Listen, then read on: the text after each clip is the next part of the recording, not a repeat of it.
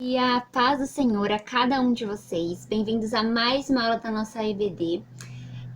Bom, pessoal, o tema da nossa aula de hoje é Tô afim daquela pessoa. Você tem o WhatsApp dela? Então, pessoal, nós vamos falar hoje sobre namoro cristão. Nós vamos falar, princípios que nós devemos deixar bem claros, né? Nós temos que também definir as nossas motivações para querer namorar. Então, pessoal, nessa aula nós vamos refletir um pouco mais sobre isso. E para começar nossa aula, eu gostaria de abrir com vocês lá em Provérbios 4, versículo 23, que é o texto de referência da nossa aula. Lembrando que nós estamos na lição 5 da nossa revista, e essa é a primeira parte dela, tá? Eu dividi essa aula em duas para não ficar uma aula muito longa. Tudo bem? Então vamos lá. Provérbios 4, versículo 23, que diz o seguinte: Acima de tudo, meu filho, cuide bem do seu coração, porque dele depende toda a sua vida. Bom, pessoal, quando a Bíblia, quando essa palavra diz cuide bem do seu coração, o que ela quer dizer? Que nós devemos cuidar bem dos nossos pensamentos, das nossas emoções. Nós devemos deixar os nossos pensamentos e nossas emoções guardados no lugar certo, né? Não devemos deixar à mercê das nossas vontades, nossos desejos. Nós devemos deixar bem claros os princípios pelos quais nós devemos guiar nossos pensamentos e emoções, que é, claro, a palavra de Deus, é aquilo que Deus nos ordena por meio dela. Bom, pessoal, na adolescência, é quando surgem as nossas preocupações, com a nossa vida amorosa. E aí a gente fica ansioso para namorar. Mas aí eu queria deixar perguntas para que você reflita, Que namorar para quê? Por que você quer namorar? O que motiva esse desejo em você, O que te leva a pensar que você está pronto para namorar, que é o momento certo, ou que você pode ter um pretendente já, que essa pessoa é a pessoa certa para você. Então, a nossa revista traz uma reflexão sobre isso, que é namorar por namorar não é uma solução, não é a solução, dos seus problemas. Então, por quê? Porque você não deve namorar alguém somente porque você deseja namorar, só porque você, eu tenho uma curiosidade aqui, eu quero saber como que é, você serve, então quer namorar comigo? Não, não é assim. Você deve namorar pelo fato de você gostar e estar amando uma pessoa. Mas não da forma como o mundo frequentemente nos apresenta o amor ou a paixão. É uma forma, um pouco mais, diria assim, racional. Você analisa os porquês, você analisa as motivações, você analisa a circunstância da sua vida, se isso é o momento certo. Você, com o seu relacionamento com Deus, você pergunta pra ele se essa é a pessoa certa, se esse é o momento certo, pra ele ir te esclarecendo isso dentro de você, Então, e aí a gente fica com uma questão, Você quer namorar para quê? E aí dentro dessa pergunta nós vamos estudar a aula de hoje. Como cristãos, nós devemos compreender e viver alguns princípios sobre o namoro, para que nós estejamos bem, como posso dizer, nós estejamos preparados e amadurecidos para viver essa fase da nossa vida. Bom, primeiramente, namoro é ter uma relação em que ambos se esforçam para se amar, para se conhecer, principalmente se conhecer. O namoro é um período para que você conheça, a pessoa na qual você está se relacionando.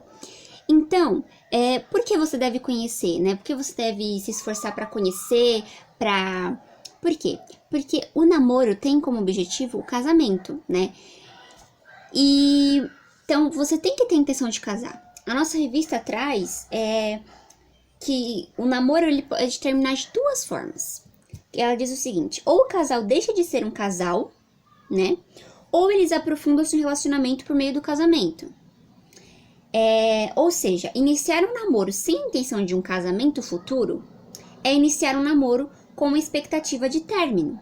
Porque você não tem um propósito dentro do seu relacionamento. Você só está namorando simplesmente por querer namorar, Porque se você compreendesse exatamente o que o namoro significa, você não iria só estar com a pessoa sem objetivo, sem expectativa nenhuma de um casamento, certo? Não tô falando que só porque você namora uma pessoa, você é obrigada a casar com ela no futuro. Mas é por causa...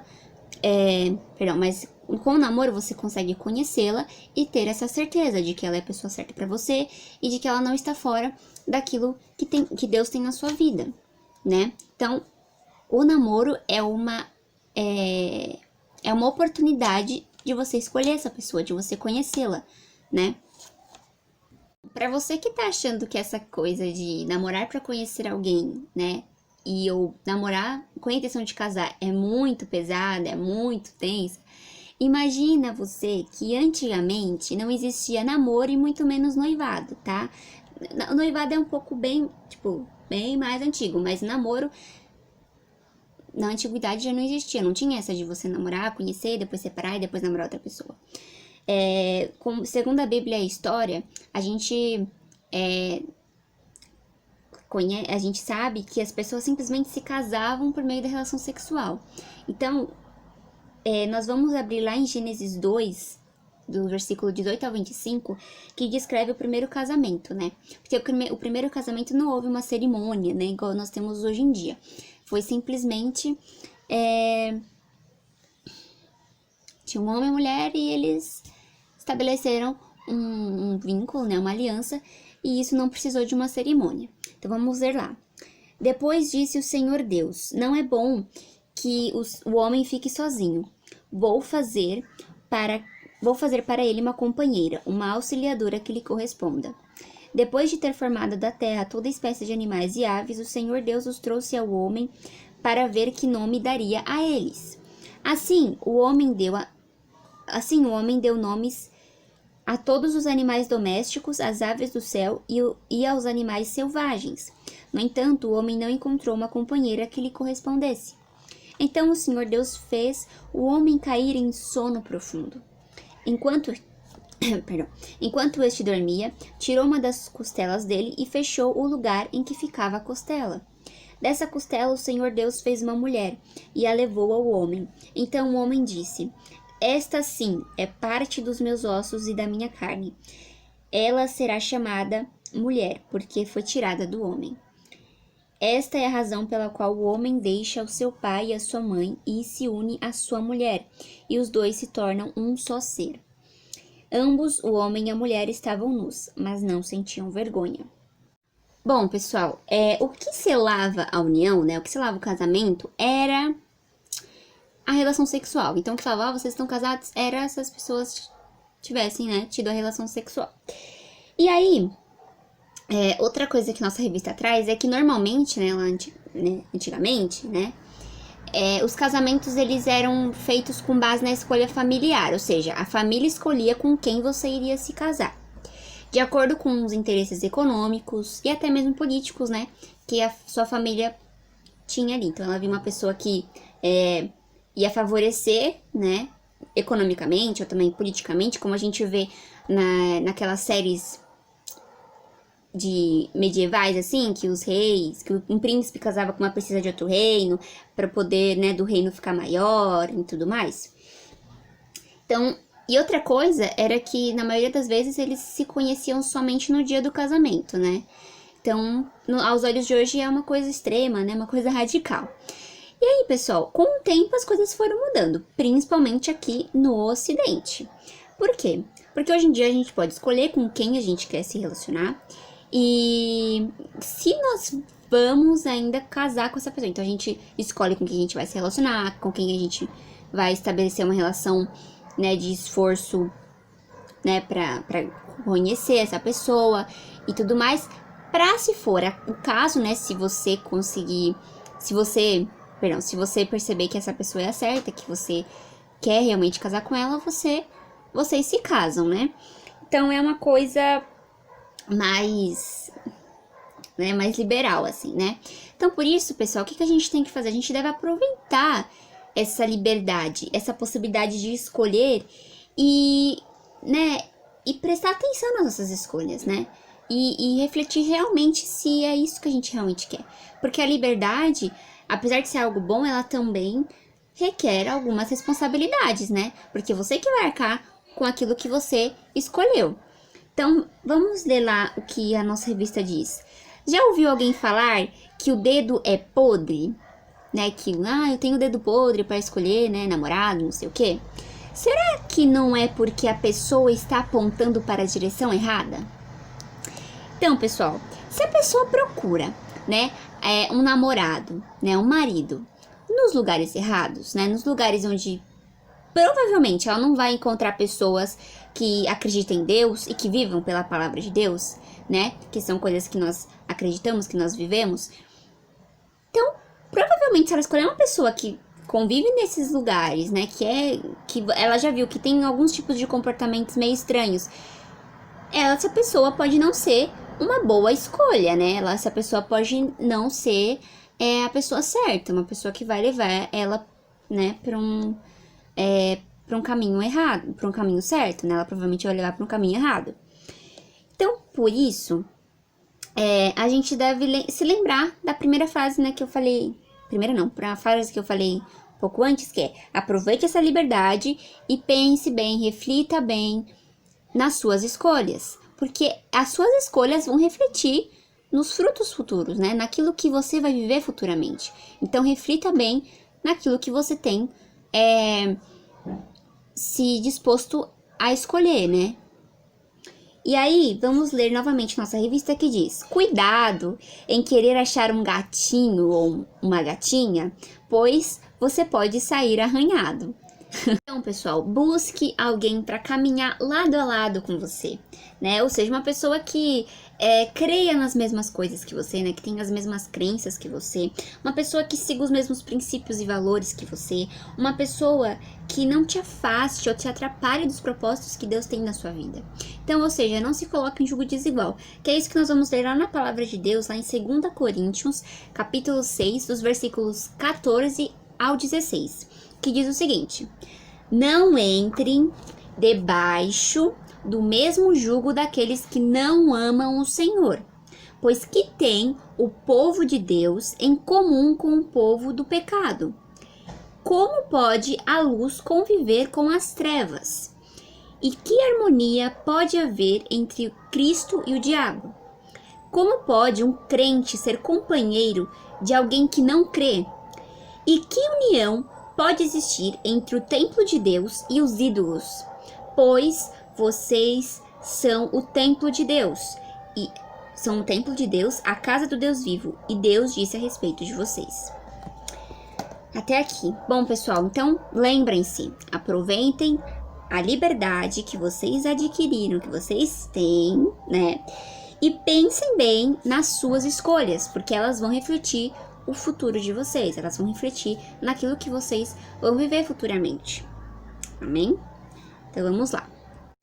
Os nossos pais, né, e os nossos conselheiros, eles nos dão 1000 prevenções, né, para o que fazer e o que não fazer no nosso namoro, né, para o que nós devemos seguir. Como, por exemplo, não namore sem compromisso, né, ou seja, tem um propósito dentro do seu namoro. Cuidado com a mão boba. Sexo só depois do casamento. Você já deve ter ouvido alguma desses conselhos, né? Então vamos lá. Essa preocupação deles, né? Esses conselhos, inúmeros conselhos na nossa vida, demonstram que eles nos amam e querem nos poupar de muitas frustrações e marcas futuras nas nossas vidas. Por quê? Porque brincar com os sentimentos e desvalorizar o seu corpo traz consequências para o interior do jovem, o interior de vocês.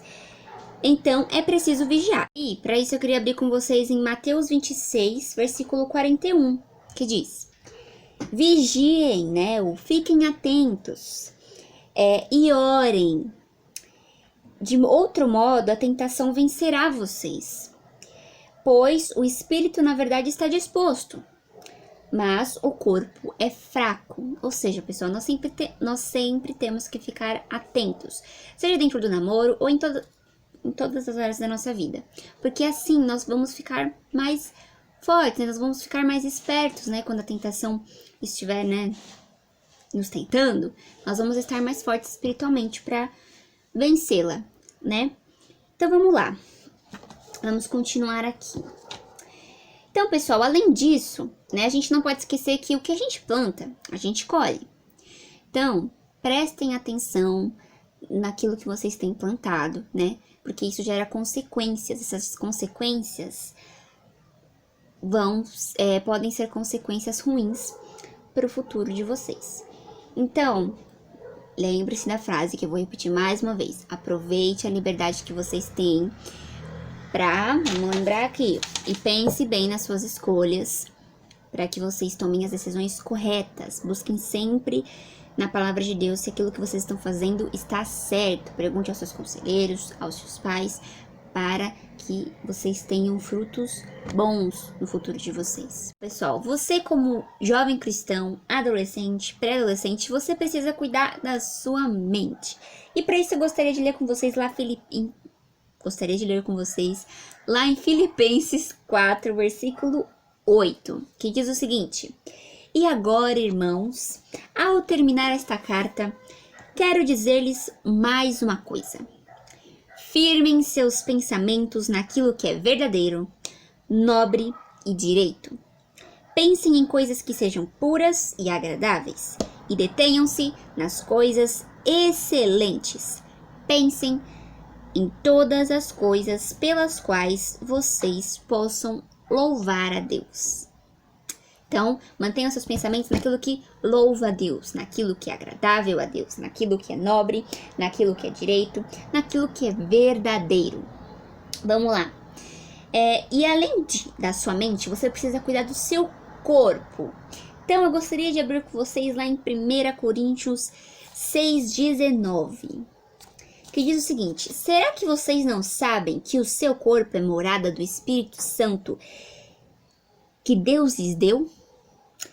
Seu próprio corpo não lhes pertence. Você precisa cuidar do seu corpo, ele é morada do Espírito Santo. Então, vigie, fique atento. Vamos lá. E além da sua mente, do seu corpo, você precisa cuidar dos seus sentimentos, como a gente leu lá no início da aula, lá em Provérbios 4:23, que diz o seguinte: acima de tudo, meu filho, cuide bem do seu coração, porque dele depende toda a sua vida. Então, cuide bem dos seus pensamentos, das suas emoções, cuide do seu coração, porque dele depende toda a sua vida, né? Vamos lá. E outra passagem que eu queria abrir com vocês está lá em Deuteronômio 11. Deuteronômio 11. Vamos abrir lá. Deuteronômio 11, versículo 18 diz o seguinte: portanto, gravem estas minhas palavras no coração e na alma de vocês. Amarrem estas instruções nas suas mãos como constante lembrete e fixem-nas nas suas testas, entre os seus olhos. Pessoal, lembrem-se daquilo que Deus nos instrui, naquilo que Deus nos manda fazer. Cuide da sua mente, cuide do seu corpo, cuide do seu coração. Anote, sabe, pessoal, eu tenho um caderninho que eu anoto todas as passagens que eu acho bom guardar, sabe? Então, pessoal, pegue um caderninho, um bloquinho de notas e anote esses versículos, né, que são mensagens importantes para que você deve lembrar, sabe? Não que você não deva ler o texto inteiro, o capítulo inteiro para que você entenda o contexto, não. Mas eu só tô falando para vocês deixarem, sabe, visível para vocês, né? Uma coisa que vocês olhem com frequência. Se vocês não têm esse costume, procurem ter esse costume de anotar. Se você não quer anotar os versículos, anote os ensinos que estão sendo passados para vocês, sabe? Para cuidar do seu corpo, cuidar da sua alma e o porquê cuidar do seu coração. Então, procurem tentar isso, sabe? Porque eu fiz isso, me ajudou muito, me ajuda até hoje. E assim, então vamos lá. Então, para você se poupar dessas curiosidades que muitas vezes, né, saciá-las é inútil, então procurem focar na razão daquilo que vocês querem fazer. Por que eu quero fazer isso, né? Por que realmente eu quero namorar agora? Porque esse é o momento certo? Então, se poupem de frustrações futuras. Então, não tomem decisões somente pelas emoções do momento, né? Por impulso, sabe? Tome decisões racionalmente. Tome decisões com base nos conselhos que você né, que os seus conselheiros, que os seus pais te dão, amigos, né, amigos que têm uma vida com Deus, amigos que são crentes, né, amigos que você sabe que são maduros, que não vão te levar para o mau caminho. Então, não prejudique seu relacionamento com Deus por causa desses momentos, sabe? Não prejudique. Então, busque se basear no caminho certo, na palavra de Deus. Busque se basear naquilo que é certo para que você não se frustre no futuro, né? Eu sei que quando a gente tá na adolescência é complicado, né? Que a gente quer fazer o que a gente quer porque a gente acha que a gente é um maduro, porque a gente acha que a gente já cresceu bastante. Mas cuidado, né? Até a gente adulta faz coisa errada. Então, preste atenção no que você quer e naquilo que você tem feito. Amém? E outra coisa. Então, vamos terminar aqui lendo o último trecho aqui da revista e aí a gente vai finalizar nossa aula. Amém? Então, é melhor poupar-se das curiosidades que podem afastar o adolescente de Deus, das escolhas pela emoção, né? Que foi o que a gente disse. E mais uma frase aqui que eu queria ler. Mais um trecho que eu queria ler com vocês é o seguinte: a libertinagem tem sido a religião de muitos nessa geração. A palavra limite não consta no dicionário de alguns jovens, e Deus é um ser opcional. Como se isso fosse possível. Temos responsabilidade sobre nossos atos, e o amanhã depende do que fazemos hoje. Esse é o grande problema da nossa sociedade. Pouca coisa de valor se tem semeado. Então, lembrem-se daquilo que nós conversamos nessa aula, que é: prestem atenção nos frutos que vocês têm plantado. Se vocês não têm plantado frutos bons, comecem a plantar desde agora. Se arrependam e comecem a plantar frutos bons para que no futuro você colha boas coisas, né? E não consequências ruins, né? E não frustrações maiores e consequências ruins. Amém, pessoal? Bom, pessoal, essa foi a aula de hoje, né? Se você conhece algum amigo que precisa ouvir essa aula, mande para ele, né? Compartilhe, comente aqui embaixo alguma sugestão, algo que você deseja, né? Comentar. E outra coisa que eu queria deixar com vocês, eu vou deixar o link aqui embaixo de uma música que a nossa revista ela né, dá de dica, que é Escolhi Te Esperar, da Marcela Thaís, né? Que é uma canção com atitudes que um jovem cristão pode tomar para ter ao seu lado uma pessoa de Deus. Então, eu vou deixar o link aqui para vocês irem escutando durante a semana, para que na próxima lição, é porque essa é a parte 1, né? Na parte 2, a lição fique, né, com mais recursos, né, para que nós possamos aprender e nos aprofundarmos mais nessa questão. Amém, pessoal? Que Deus abençoe a cada um de vocês, que vocês tenham uma ótima semana. Espero que vocês tenham gostado. E é isso aí, pessoal. Muito obrigada e até mais. Espero vocês para a próxima aula. Amém?